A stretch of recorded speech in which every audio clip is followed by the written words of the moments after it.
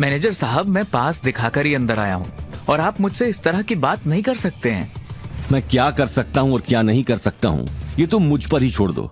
मैंने जितना कहा है तुम सिर्फ उतना करो, मुझे पास दिखाओ। इस ऑक्शन में सिर्फ बड़े बड़े लोग ही आए हैं। तुम किस बड़े परिवार का हिस्सा हो? मैनेजर ने तंज कसते हुए पूछा। अरे मैनेजर साहब, ये किसी परिवार का हिस्सा क्या होगा? ये तो मामूली सा घर जमाई है। इसकी तो खुद के घर पर भी कोई इज्जत नहीं है। नील ने मौका देखते ही ताने बरसाने शुरू कर दिए। अच्छा, एक मामूली सा घर जमाई मतलब घर का नौकर, और अकड़ तो देखो जैसे किसी राजा का बेटा हो।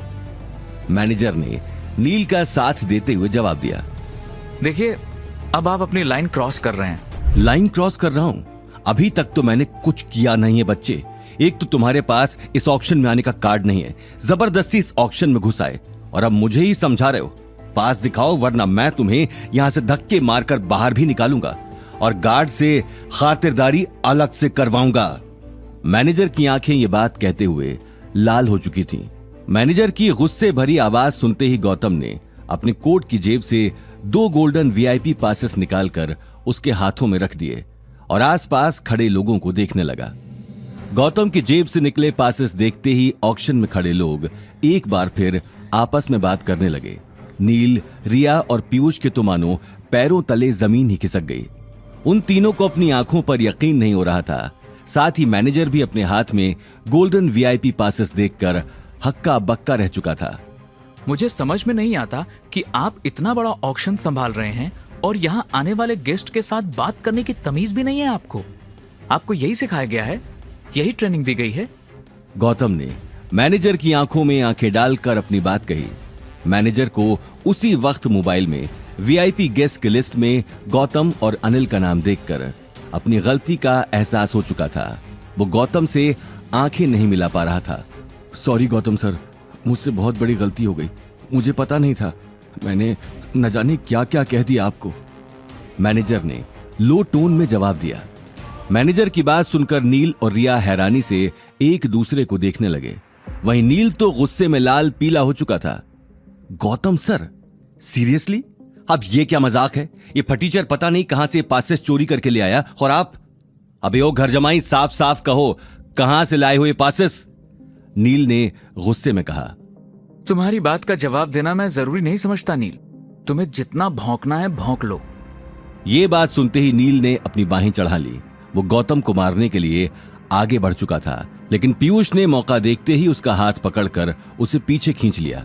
नील, होश में काम लो, ये ऑक्शन है और हम यहाँ लड़ाई नहीं कर सकते। खामखा हमारे ऊपर केस हो जाएगा। भूलो मत, हमारे साथ रिया भी आई है। फिलहाल छोड़ो इसे, पीयूष ने समझाते हुए कहा। रिया का नाम सुनते ही नील पीछे हट गया, लेकिन उसकी आंखें सिर्फ गौतम पर ही टिकी थीं। गौतम ने नील को गुस्से में देखकर आगे कुछ नहीं कहा, लेकिन उसी वक्त अनिल बाथरूम से वापस आ गया और बाहर लगे जमावड़े के बीच खड़े गौतम के पास चला गया। डैडी जी, चलिए अंदर चलते हैं। नहीं, घर वापस चलो गौतम बेटा, अनिल ने आते ही कहा।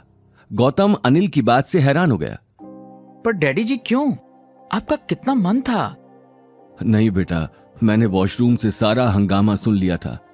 हम यहाँ आए तो सही, लेकिन हमारी सच में यहाँ आने की कोई हैसियत नहीं है।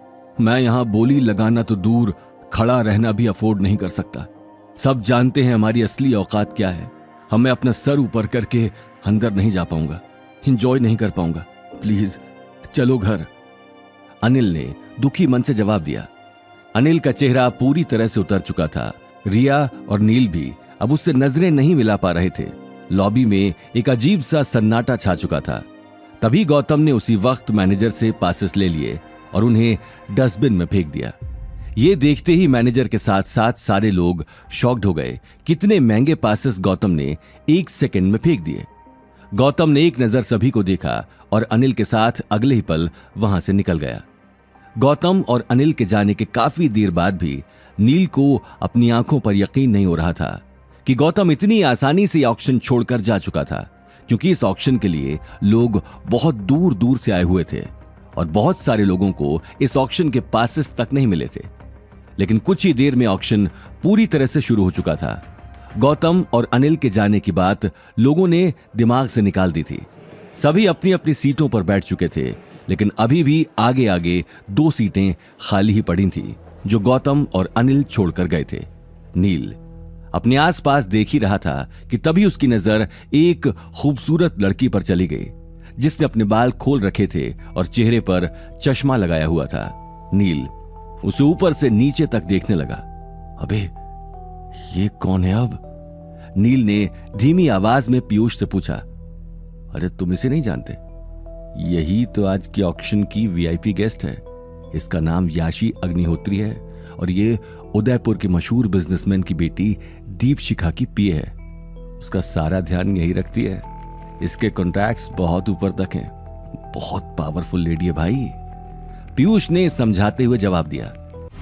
आगे की कहानी जानने के लिए देखिए अगला एपिसोड सिर्फ पॉकेट एफएम के यूट्यूब चैनल पर और रॉयल वारिस के सारे एपिसोड्स को सुनने के लिए डिस्क्रिप्शन में दी लिंक से डाउनलोड करें पॉकेट एफएम ऐप।